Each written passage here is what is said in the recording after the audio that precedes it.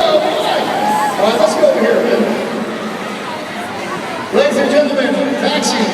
Now what we're gonna do is you were the winner. You got over there first. You won. And we're gonna make sure your truck is all right. Tell all these people out here what it's like to be in a 10,000-pound monster truck that goes rear end over ticket like that. It wasn't that bad. It's gotta be a little scary though. Big bang. Big bang. All right, so now, if we flip this truck back over, which by the way, ladies and gentlemen, how many people out there have heard of Dennis Anderson?